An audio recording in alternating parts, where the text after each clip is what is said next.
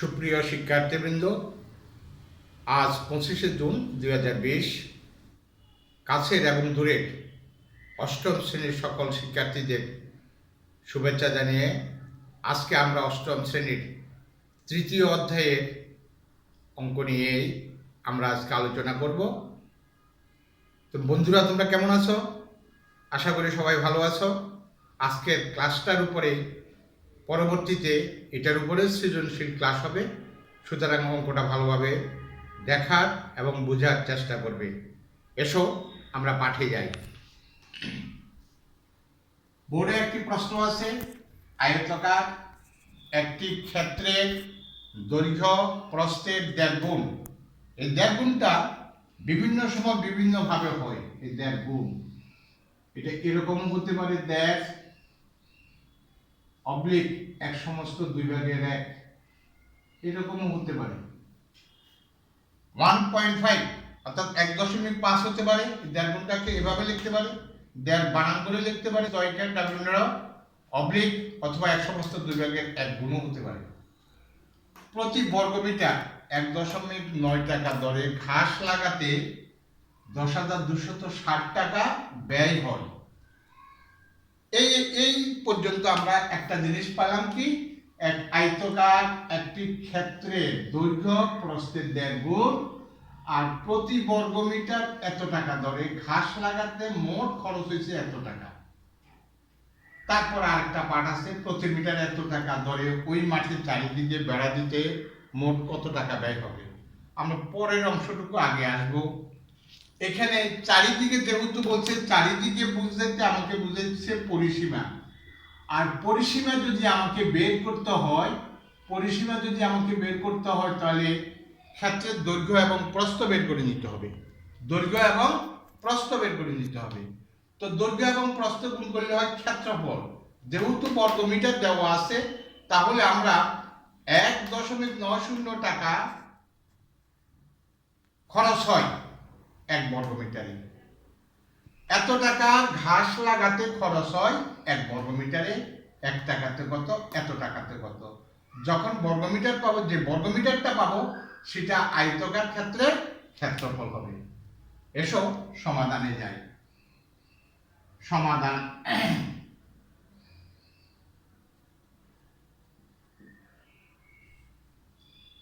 এখানে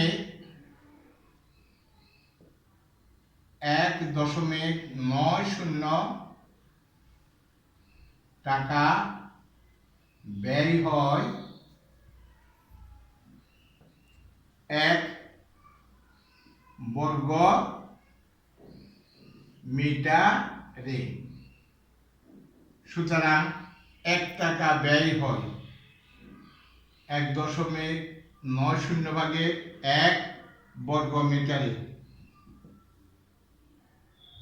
10,260 টাকা ব্যয় হয় 1.90 1 গুণ 10,260 বর্গ। এখন ক্যালকুলেটর ইউজ করতে হবে।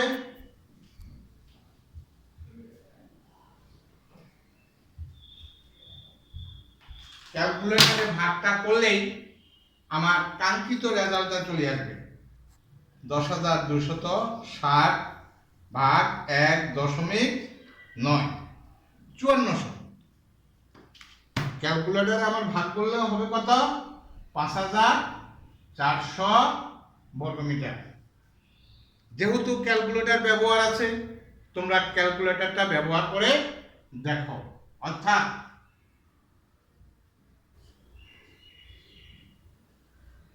আয়তক্ষেত্রের ক্ষেত্রফল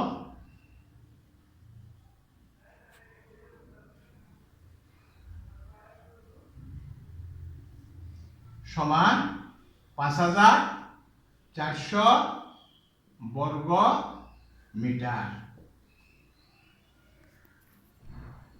শিক্ষার্থীবৃন্দ, আশা করি তোমরা এ পর্যন্ত বুঝতে পেরেছ। এখন আমার এখানে দেওয়া আছে, কি দেওয়া আছে? ক্ষেত্রের দৈর্ঘ্য প্রস্থের 1.5 গুণ।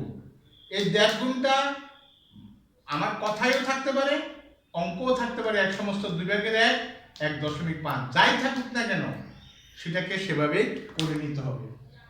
তো সেভাবে করে নিলে আমরা কি লিখব? প্রস্থের সঙ্গে কার সম্পর্ক? প্রস্থের সঙ্গে দৈর্ঘ্যের সম্পর্ক। প্রস্থটা যেহেতু আমার জানা নাই, ধরি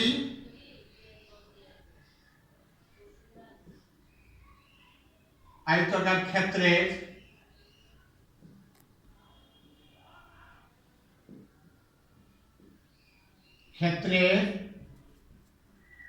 প্রস্থ সমান ক মিটার। সুতরাং আয়তাকার ক্ষেত্রের দৈর্ঘ্য দেখ গুণ বলছে ক গুণ 1.5 মিটার বা 1.5 ক মিটার। আয়তাকার ক্ষেত্রের ক্ষেত্রফল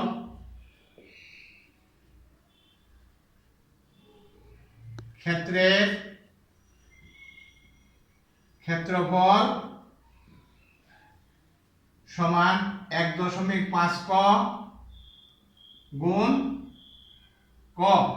মিটারে মিটারে গুণ করলে কি হবে? বর্গ সমান 1.5 ক স্কয়ার বর্গ। প্রশ্ন মতে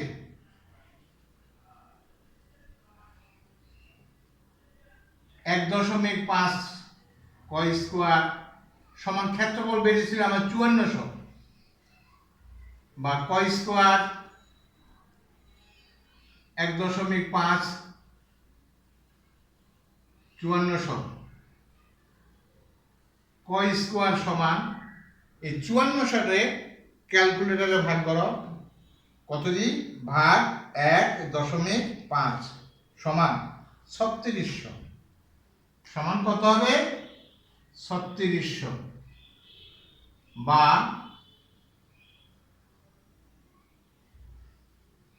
ক সমান √3600।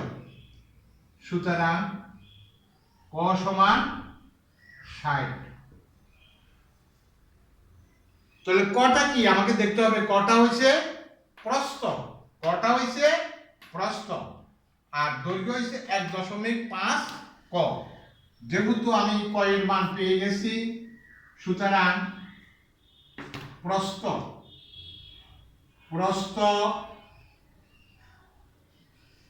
ক মিটার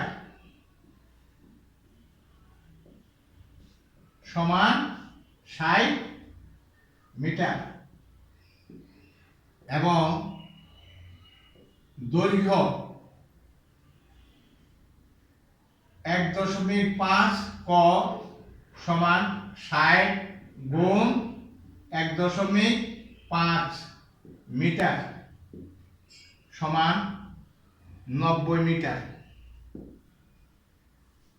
দৈর্ঘ্য এবং প্রস্থ আমার বেরিয়ে গেল। তারপরের পার্টে যদি আমাকে এখানেই শুধু শেষ করতো তাহলে দৈর্ঘ্য এবং প্রস্থ কত এখানে বের হয়ে যেত, কিন্তু এখানে বলছে প্রতি মিটার এত টাকা দরে ওই মাঠের চারিদিকে বেড়া দিতে মোট কত ব্যয় হবে। চারিদিকে বুঝতে আমি কি বুঝবো? পরিসীমা। যেহেতু আয়তকার ক্ষেত্র, আমার বোর্ডটা একটা আয়তক্ষেত্র, এই যে দেখেছো এটা দৈর্ঘ্য, এটা হচ্ছে তার প্রস্থ, এটাকে সম্পূর্ণটাকে বলা হয় আয়তক্ষেত্র। তাহলে এটা দৈর্ঘ্য আছে 90 মিটার, প্রস্থ আছে 60 মিটার, দৈর্ঘ্য আছে 90 মিটার, প্রস্থ আছে 60 মিটার। আয়তক্ষেত্রের পরিসীমা সূত্র 2 গুণ দৈর্ঘ্য যোগ প্রস্থ, 2 গুণ দৈর্ঘ্য যোগ প্রস্থ, তাহলে পরিসীমাটা পেয়ে যাব। সুতরাং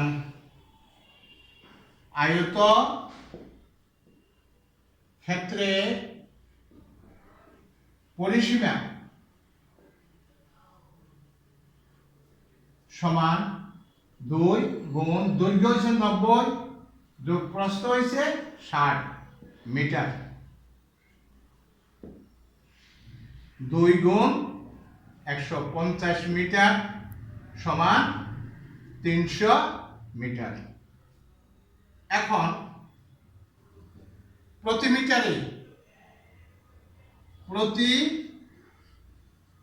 মিটারে বেড়া দিতে খরচ হয় 2.50। সুতরাং 300 মিটারে বেড়া দিতে খরচ হয় 2.50 গুণ 300 টাকা, 750। উত্তর 750। প্রিয় শিক্ষার্থী, আশা করি অঙ্কটা তোমাদের যথেষ্ট উপকার আসবে। এই ধরনের অঙ্ক থেকে সৃজনশীল হয় এবং এই সৃজনশীলটাকে 3টি অংশে বিভক্ত করে। সাধারণত এই প্রশ্নটাকে যদি সৃজনশীল আমি করে, তাহলে তোমরা বুঝতে পারবে যে প্রস্থ ক ধরে, উদ্দীপকের প্রস্থকে ক ধরে, হ্যাঁ, আয়তক্ষেত্রের ক্ষেত্রফল চলকের মাধ্যমে প্রকাশ করো। চলক ক ধরে আয়তক্ষেত্রের ক্ষেত্রফল প্রকাশ করো, তাহলে তোমার ওই 3ক স্কয়ার পর্যন্ত এসে যাবে। তারপরে যদি বলা হয় যে আয়তক্ষেত্রের দৈর্ঘ্য এবং প্রস্থ নির্ণয় করো, তাহলে আয়তক্ষেত্রের দৈর্ঘ্য হচ্ছে 90 মিটার, প্রস্থ হচ্ছে 60 মিটার, এ পর্যন্ত খ। আর পরবর্তীতে আবার এটুকু দিতে পারে প্রতি মিটার এত টাকা ধরে ওই মাঠের চারিদিকে বেড়া দিতে মোট কত ব্যয় হবে। তাহলে এখান থেকে আবার লিখতে হবে, দৈর্ঘ্য লিখতে হবে, প্রস্থ লিখতে হবে, পরিসীমা লিখতে হবে এবং এটা লিখতে হবে। তাহলে তোমার 3টা অংশ হবে। আমি এইগুলা নিয়ে তোমাদেরকে পরে আলোচনা করব। আগে অঙ্কগুলো আমি তোমাদেরকে বুঝিয়ে যাচ্ছি। অঙ্কগুলো যদি তোমরা বুঝতে পারো, তাহলে তোমাদের সবকিছু ওকে হয়ে যাবে। যারা আমার ক্লাস এখনো ক্লাসে ঢুকোনি, যারা আমার ক্লাস এখনো পাওনি, বা যারা আজকে আমার ক্লাসে নতুন এসেছ, বা যারা পুরাতন আছো, যদি আমার চ্যানেলটাকে সাবস্ক্রাইব না করে থাকো, তাহলে আমার চ্যানেলটাকে সাবস্ক্রাইব করবে এবং এখানে বেশি বেশি দেখে অঙ্ক চর্চা করবে। অঙ্ক যত বেশি চর্চা করবে, তত বেশি তোমরা লাভবান হবে, তোমরা বেশি শিখতে পারবে। সকলকে শুভেচ্ছা জানিয়ে আজকে এখানে শেষ করছি। তোমরা সবাই ভালো থাকো, সুস্থ থাকো, এটা দোয়া করছি, কামনা করছি। খোদা হাফেজ।